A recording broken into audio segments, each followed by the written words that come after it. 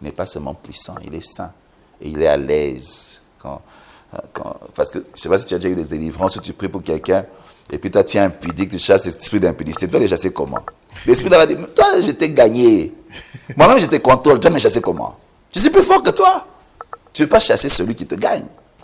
Alors, la sanctification te donne une conscience tranquille où tu peux opérer librement. Et l'Esprit de Dieu aime cette atmosphère-là. Ça lui facilite la tâche. Et puis tu n'as pas de problème de conscience quand tu sers. Donc c'est ça. Est-ce que vous croyez que la délivrance est permanente ou bien elle est progressive? Parce qu'il y a des gens qui disent que la délivrance c'est fini jamais, c'est toujours progressif. Peut-être que Jésus trouvera certains cas où on délivre toujours chaque jour et ça ne finit pas. On voit toujours une même sœur, les démons, on les chasse les premiers dimanches, on les chasse les quatrièmes dimanches et puis l'année prochaine, tout ça. Est-ce qu'il y a-t-il une délivrance parfaite? Y a-t-il une délivrance progressive? Expliquez-nous un peu pour qu'on comprenne. Et selon la Bible. Bon, il y a un principe, c'est un principe même par rapport au salut. On dit le déjà fait, le pas encore, et puis ce qui va se faire, même dans la terre de délivrance. La délivrance est parfaite. Dans le monde spirituel, c'est fait. C'est parfait. OK? Mais maintenant, dans notre vie de tous les jours, chacun le vit différemment. Surtout dans le domaine où l'homme doit collaborer.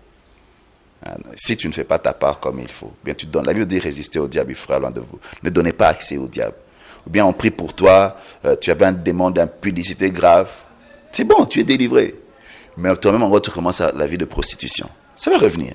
Ce n'est pas que la délivrance n'a pas été parfaite. C'est ta marche qui n'est pas bonne. Mais comment faire pour que quand on chasse ces démons-là, qu'ils ne reviennent pas? C'est notre responsabilité de conserver par une vie de sanctification. Et une vie où on continue à croître dans les choses de Dieu. C'est ça.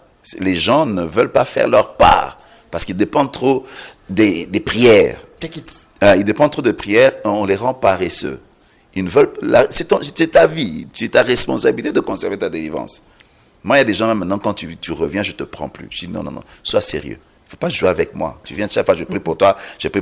Et puis là, c'est aussi, hôtel. Il croit qu'il a le droit parce qu'il croit qu'il peut acheter Dieu.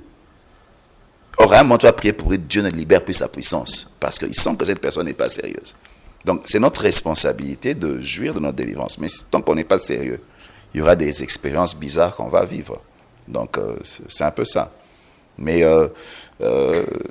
quand Jésus reviendra, il trouvera des gens dans l'église qui ont encore des démons. Mais il en trouvera. Mais ça ne t'empêche pas d'être enlevé. Ça n'empêche d'être enlevé. Parce que si tu as un démon d'infirmité, c'est quoi les problèmes? C'est un démon des maris de nuit. Et ça, c'est quoi? Est-ce que ces gens-là... L'esprit des eaux. Il y a des niveaux et des niveaux. Il y a des niveaux et des niveaux. Il y a des gens, l'influence démoniaque qu'ils ont tue leur christianisme.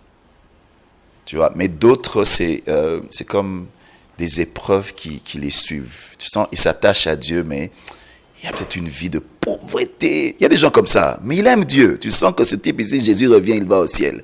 Mais la pauvreté, là, il n'a pas réussi à vaincre de ce côté-là.